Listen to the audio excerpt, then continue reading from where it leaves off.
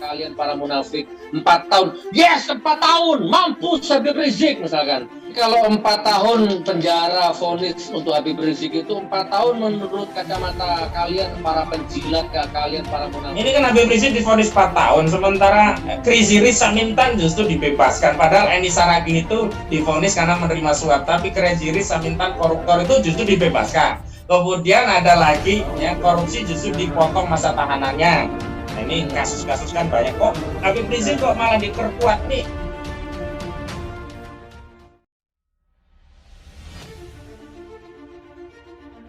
Gus Nur mengecam putusan janggal Pengadilan Tinggi DKI Jakarta.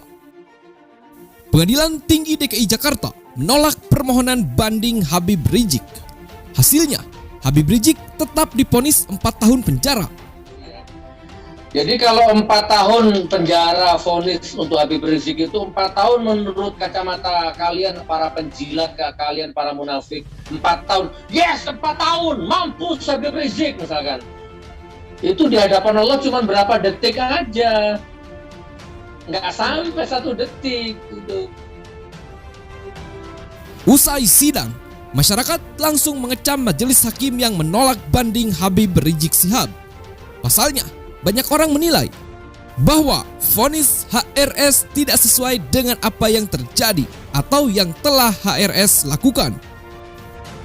Sementara itu, Haryono ternyata merupakan majelis hakim kontroversial yang telah memotong hukuman Joko Chandra dalam kasus korupsi Bank Bali dan juga memotong hukuman Jaksa Pinangki dalam kasus korupsi dan suap fatwa Mahkamah Agung. Begitu pula M. Yusuf ikut memotong hukuman Joko Chandra dalam kasus korupsi Bank Bali dan juga memotong hukuman Jaksa Pinangki dalam kasus korupsi dan suap fatwa MA. Oleh karena itu, banyak orang melihat dan menilai bahwa kasus Habib Rizik Syihab terkait tes swab rumah sakit Umi dengan kurungan 4 tahun sangat tidak pantas dibandingkan mereka yang telah merugikan negara dan mengkhianati amanat negara dapat potongan masa tahanan dengan alasan kasihan karena banyak yang membuli. Bahwa terdakwa dibuli atau disebutnya dimaki dan dihina oleh publik. Ini menjadi faktor yang meringankan. Ini baru pertama kali terjadi dalam putusan hakim. Sementara itu, HRS lebih banyak lagi yang membuli. Bahkan sebagian besar kasus ini adalah menzolimi.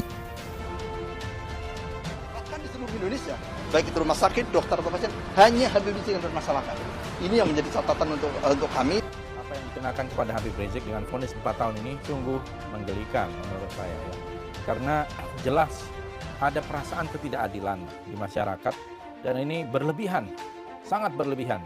Apa yang dituduhkan, kemudian apa yang dijatuhkan hukuman kepada Habib Rizik hanya gara-gara kasus suap ini.